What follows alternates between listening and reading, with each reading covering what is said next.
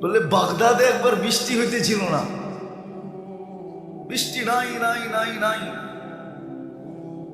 তো সুন্নত অনুযায়ী বাগদাদের ওলামা আল্লাহওয়ালা মানুষ সব বাগদাদের জামে মসজিদে জমা হয়েছে। ফজরের পরে ফজর পড়ছে, এশা পর্যন্ত দোয়া করছে, কিন্তু বৃষ্টির কোনো চিহ্ন হয়নি। এশারের পরে চলে গেছে। তো মালিক ইবনে দিনার রহমতুল্লাহ আলাইহি বলেন, আমি বসা ছিলাম মসজিদে, তো দেখলাম এক জীর্ণ শীর্ণ গোলাম, জীর্ণ শীর্ণ গোলাম কৃতদাস ঢুকলো। কেননা কৃতদাস দেখলে বোঝা যায়, আপনারা দেখেন তো না, এই জন্য বুঝবেন না। আফ্রিকায় আছে এখনো, নাইজেরিয়ায়, ওদের পোশাকই ভিন্ন, ওদেরকে দেখলেই চেনা যায় যারা কৃতদাস। আমিও চিনতাম না, প্রথমবার যখন গেছি তো জিজ্ঞেস করছি এদের পোশাক এরকম কেন, তো বলছে এরা অমুকের কৃতদাস। সবাই আবার ভিন্ন ভিন্ন আছে। যেমন আমাদের রাগ হয়ে যাবেন বলবো না, রাগ হয়ে যাবে। আমাদের যেরকম কিছু লোককে দেখলেই বোঝা যায় উনি কোন দরবারের সাথে সংযুক্ত, টুপি দিয়া, পাঞ্জাবি দিয়া, এমনকি পকেট দিয়েও বোঝা যায়। তো এরকম রাগ হয় না কিন্তু আবার। তো ওই দেশে এরকম বোঝা যায়, প্রত্যেকের আলাদা, গোলামের কৃতদাসের আলাদা আলাদা ইউনিফর্ম আছে, দেখলে বোঝা যায় একটি ওনার। তো কৃতদাস দেখলেই বোঝা যায়। আয়সা ঢুকছে, সাধারণভাবে 2 রাকাত নামাজ পড়ছে। ওরা হাত উঠায় বলতেছে, আল্লাহ বৃষ্টি বন্ধ করছো তো বন্দা তোমার কাছে হওয়ার জন্য। বৃষ্টি বন্ধ করছো কেন? আরে ভালো মতে বোঝেন, বন্দা তোমার। ফজরের পরের থেকে তো এশা পর্যন্ত সব মসজিদে বসা ছিল, এখনো তো বৃষ্টি দিলেন না, এক্ষণ দিবেন, এক্ষণ। তো মালিক ইবনে দিনার রহমতুল্লাহ আলাইহি বলতেছে, ও বলতেছে এক্ষণ দিবেন, ও বলতেছে আর আকাশে গর্জন উঠতেছে, নামছে ঝুমঝুমায়া বৃষ্টি। আমিও আটকায় গেছি, ও আটকায় গেছে। বৃষ্টি যতক্ষণ বর্ষণ হওয়ার প্রয়োজন ছিল বর্ষণ হয়েছে। ও মসজিদ থেকে বাহির হয়ে চলে গেছে, বাহির হয়ে চলে গেছে। আমি দূরত্ব নিয়ে একটু পিছে পিছে গেছি, যায় কোথায়, তো যা দেখলাম এক বাড়িতে ঢুকছে। আর ওই বাড়ি ছিল, মালিক ছিল, উনি কৃতদাসের ব্যবসা করতেন, কিনা কিনা আনতেন আর বেশি দামে বিক্রি করতেন। ব্যবসা ছিল এক জমানা এটা। তো যা ঢুকার পরে দেখলাম এক কোনায় জীর্ণ শীর্ণ বসা আছে। তো মালিককে ডাকলাম যে এই গোলাম বেচবা? এটা তো কোনো কামেরই না, এটা নিয়ে কি করবা? গোলাম তো মানুষ কিনে কাজের জন্য, সহযোগিতার জন্য, সাহায্যের জন্য, এটা তো কোনো কাজের না। এটা তো কিনা আমি টাকা লস করছি, এটাকে তো শুধু খাওয়াইতেই হয়, কোনো কাজ কুছ পারে না। দেখো না শরীরে কোনো ঘাটতি ছাড়া কিচ্ছু নাই। তো মালিক ইবনে দিনার রহমতুল্লাহ আলাইহি বলতেছে, তুই বেচবি কিনা এটা কর, কি আছে না আছে ওটা তো আমার তোর দরকার নাই, বেচবি? তো মনে মনে ভাবতেছে, মনে হয় আল্লাহই পাঠায় দিছে আমার উপরে সুযোগ, সুবর্ণ সুযোগ করে একটা লমসম দাম চাইছে, যা চাইছে মালিক ইবনে দিনার রহমতুল্লাহ আলাইহি বলে ডান, কিনা ফেললাম। টাকা গয়না দিয়ে নিয়ে আসছে। আনার পরেও কৃতদাস জিজ্ঞাসা করতেছে, মালিক তুই আমার এত দোষ শোনার পরও তুই আমাকে কিনলি কেন? তোর কি টাকায় কামড়ায় যে তুই আমারে কিনলি টাকা দিয়া? তো মালিক ইবনে দিনার রহমতুল্লাহ আলাইহি বলে, আমি তোকে দেখা কিনি নাই, আমি তো কিনছি তোর তাআল্লুক দেখা। সারা বাগদাদ বসা ছিল ফজরের পরের থেকে আল্লাহওয়ালা আলেম। ওই সময় বাগদাদেই ছিল। ওই চিত্র তোলার সময় আমার কাছে নাই যে ওই সময় বাগদাদের চিত্রটা কিরকম ছিল। সব তো ফজরের পরের থেকে আসা পর্যন্ত বসা ছিল, বৃষ্টি তো হইল না। তুই এরকম কি বললি আল্লাহকে 2 রাকাত পড়া?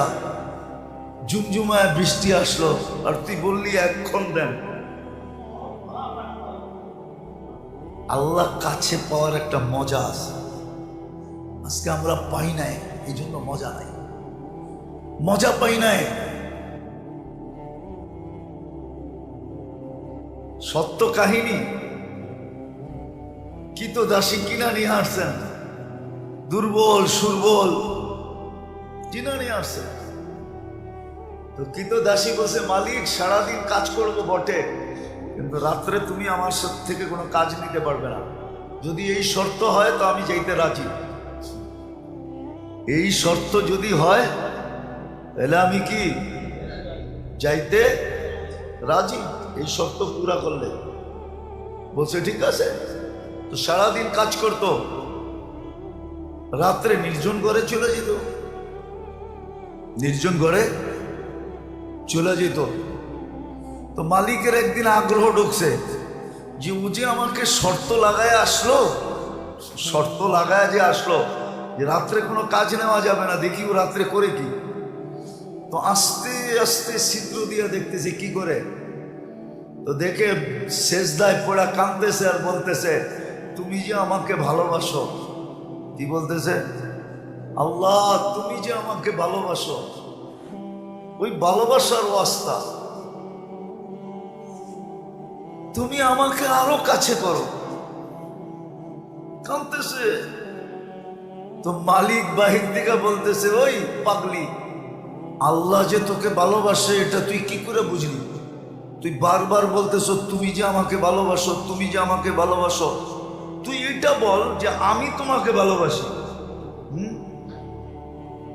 তো কৃতদাসী সেজদার থেকে মাথা উঠাইছেন, মাথা উঠাইছেন, উঠায় বলতেছে, শুন, আল্লাহ যদি আমাকে ভালো না বাসতো তাইলে এই গভীর রাত্রে ওনার কদমে আমাকে রাখতো না, আর তোরে ল্যাপের ভিতরে ঘুম পড়তে দিত না।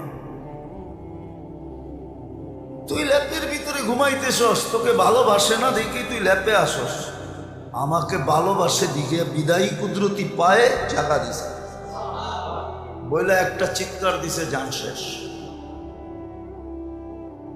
মালিক বলে, বইলা তো নিজের ক্ষতি করলাম, কেননা টাকা দিয়ে কিনা আনছে, ক্ষতি হয়ে গেছে না, লস। কিন্তু করবে কি, দাফন কাফন তো করতে হবে। বাজারে গেছে কাফন আনার জন্য, আয়সা দেখে সবুজ কাফনে পেঁচানো, উপরে লেখা আছে ইন্না আউলিয়া আল্লাহি লা খাউফুন আলাইহিম ওয়ালা হুম ইয়াহজানুন। এই কোরআনের আয়াত উপরে লেখা ইন্না আউলিয়া আল্লাহি লা খাউফুন আলাইহিম ওয়ালা হুম ইয়াহজানুন।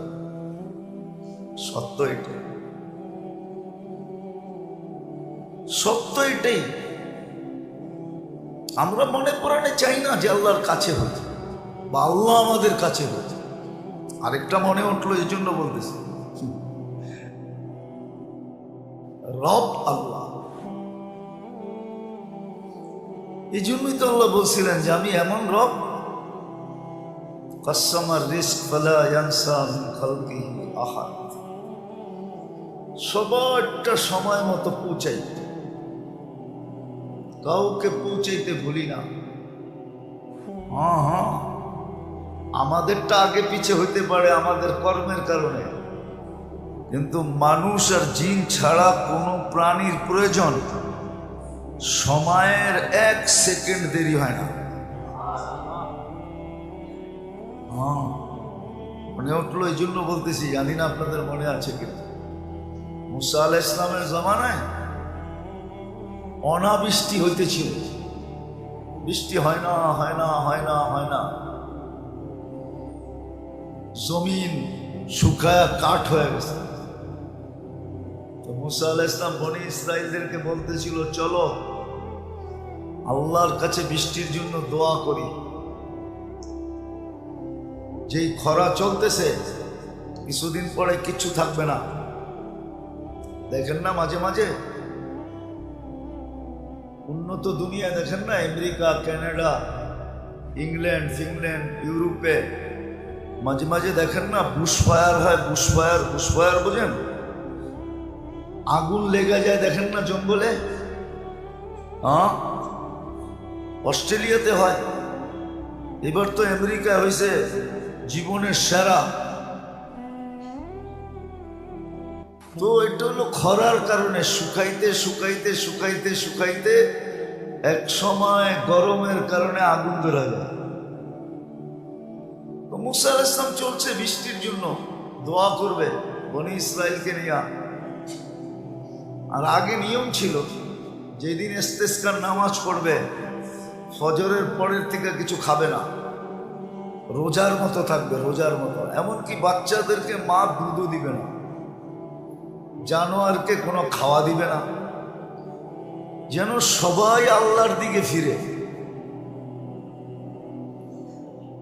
তো আধা রাস্তায় জয়া বলতেছে চলো দোয়া করতে হবে না, বৃষ্টি চলে আসবে। বনি ইসরাইল একটু গারতেরা জাতি ছিল, গারতেরা, গারতেরা বুঝেন? আবার বরিশালের মানুষ থাকলে চেতা যাইব, ঠিক না?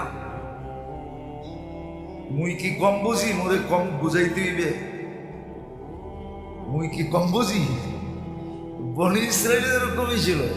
বলতেছে মুসা দোয়াই তো করলাম না, আলাইহিস সালাম দোয়াই তো করলাম না, বৃষ্টি কোত্থেকে আসবে?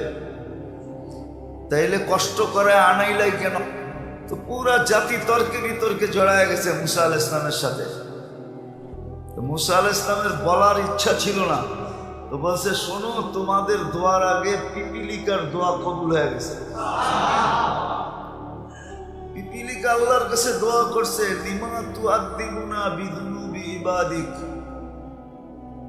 ইলাহি তোমার বান্দার গুনার কারণে আমাদেরকে শাস্তি দাও কোন দুঃখে? গুনাহ তো তোমার বান্দা করছে, মানুষ গুনাহ করে, প্রাণী তো গুনাহ করে না। মানুষের গুনার কারণে আমাদেরকে শাস্তি, এটার যুক্তি কি? কোন যুক্তিতে? তো বলছে এই যে খরা, খাদ্যগুলা সব শুকায়া কাঠ হয়ে গেছে, আমাদের দাঁতগুলা নরম, চাবাইলে দাঁত ভাঙা যায়, খাদ্য খাবো তো দূরের কথা, উল্টা দাঁত হারায়া ফিরে আসতে হয়। আর বৃষ্টি হলে খাদ্যের ভিতরে পানি ঢোকে, ওগুলা সফট হয়, নরম। পাওয়া রুটি তো এই জন্যই পাওয়া রুটি কয়, ঠিক না? টোস্টরে তো এই জন্যই টোস্ট কয়, ঠিক না? টোস্ট খাইলে মনে হয় যে কাঁকড়া ভাজা চাবাইতেছে, ঠিক না? কট কট কট কট শব্দ হইতেছে, ঠিক না? তো কয় যে নরম হইলে আমাদের খাইতে সুবিধা হয়।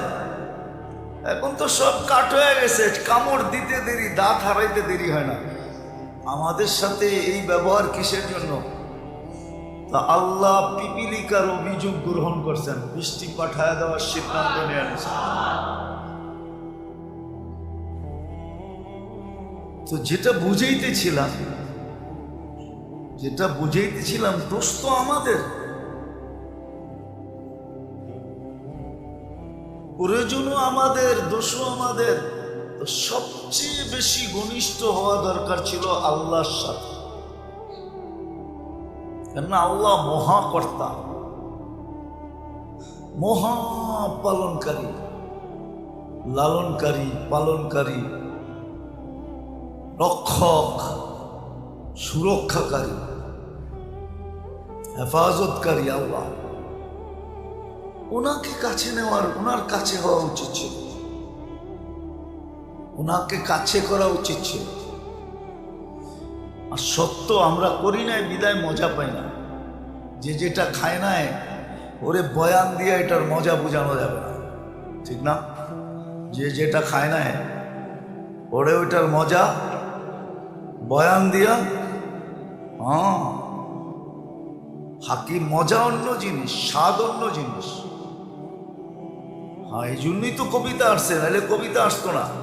কি যাত না বিষে বুঝিবে সে কিসে, কবু আসি বিষে ডমসিনি যারে। সাপের ব্যথা তো ওই বুঝবে যে যাকে সাপ ছোবল দিছে, ঠিক না? যাকে ছোবল দেয় না, আপনি কাউকে মাথা ব্যথা বুঝাইতে পারবেন? কিন্তু যার হয়েছে সে তো বোঝে কি, ঠিক না? তো না হইলে বোঝা যায় না আল্লাহর কাছে হওয়া যে কত মজা। নাইলে এই কথা কোনোদিন হইতো না। আউলিয়ানে লাথ মারি, আল্লাহ ওয়ালারা দুনিয়ায় লাথি দিতেন না। থাকে দুনিয়ার ভিতরে, লাথি দেয় দুনিয়াকে। এটা আপনার যুক্তিতে আসে নাকি? যে থাকতেছে দুনিয়াতে, খাইতেছে দুনিয়ারটা, পড়তেছে দুনিয়ারটা, লাথি দিতেছে কাকে? এটা হয় যুক্তিতে? কিন্তু ওনারা জানে কেন লাথি দিতেছে, কেন লাথি দিতেছে। সত্য এটি। এই জন্যই দুনিয়ায় দুই দল হয়ে গেছে। একদল দুনিয়ার পিছে দৌড়াইতেছে, দুনিয়া ওদেরকে লাথি দিতেছে, ফুটবলের মতো লাইতেছে, আর ক্লান্ত করতেছে, গাম জড়াইতেছে। আর আরেক দল দেখা যায় আল্লাহর দিকে দৌড়াইতেছে, দুনিয়া ওদের পিছে দৌড়াইতেছে, আর ওরা দুনিয়াকে লাথি মেরা সরাইতেছে। সর, আমার দরকার নাই, আমার আমার দরকার নাই, আমার দরকার নাই, আমার প্রয়োজন নাই। ওরা দুনিয়াকে লাথি মারতেছে, আর একদল আছে যাদেরকে দুনিয়া লাথি মারতেছে, ক্লান্ত করতেছে। তো যেটা বুঝাইতেছিলাম, না জানি না এতক্ষণ পর্যন্ত বুঝে আসছে কিনা, সবচেয়ে বেশি আমাদের উচিত ছিল আল্লাহকে সঙ্গে নেওয়া, আল্লাহর কাছে হওয়া। এটাই মুসলমানদেরকে আল্লাহ বুঝাইতে চাইছে। কুল্লি কামা উরিদ আকুন লাকা কামা তুরিদ, আমি যেমন চাই তেমন করে দেখাও, তুমি যেমন চাবে আমি তেমন করে দেখাও। কুল্লি কামা উরিদ আকুন লাকা কামা তুরিদ। আবার করার ভিতরে আল্লাহ যে করা চাইতেছেন আমার ভিতরে, আমার থেকে, আপনার থেকে, এটা কি অনেক বেশি? না, ওটোর সীমা দিয়ে দিছেন, সাধ্যের বাহিরে না, অতিরিক্ত না। অতিরিক্ত যদি বৈধ হইতো তাহলে এই হাদিস কোনোদিন হইতো না।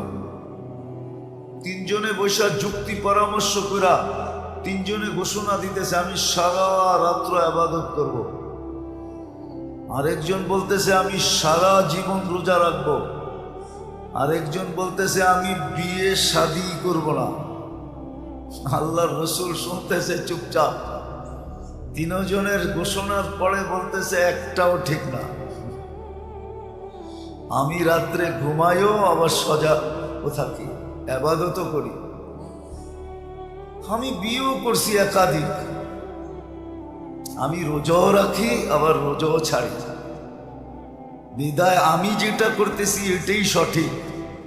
তোমাদেরটা যদিও আমার তুলনায় অনেক বেশি দেখা যাইতেছে, সারা রাত্র ইবাদত, কিন্তু এটা সঠিক না। ওয়ালি জাসাদিকা আলাইকা হাক্ক, তোমার শরীরেরও হক আছে। আরামের জন্য ঘুমও দরকার, ক্লান্তি দূরের জন্য ঘুমও দরকার, সুস্থতার জন্য ঘুমও দরকার। আল্লাহর রসুল বুঝেইছেন। তাহলে বুঝা গেল সাধ্যের বাহিরেও না, অতিরিক্ত না,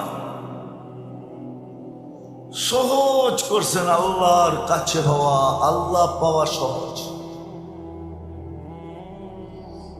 সহজ ছিল। যদি আমি শিখতাম, যদি আমি করতাম, করলে সহজ, শিখলে সহজ। আমরা তো শিখিও না, করিও না, এই জন্য আমাদের কাছে কঠিন মনে হয়। অপরিচিত জায়গায় যাইতে মানুষ যাওয়ার আগেই ভীতু হয়, অনেক ভাবনা ভাবে, ঠিক না?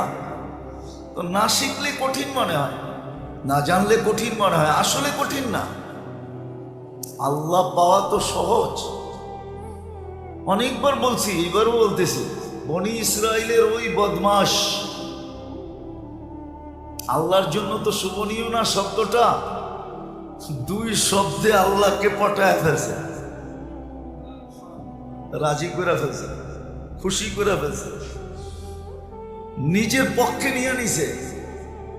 কেমন নেওয়া নিছে? আল্লাহ মুসা আলাইহিস সালামকে বলছে জানাজা আপনার পড়াইতে হবে,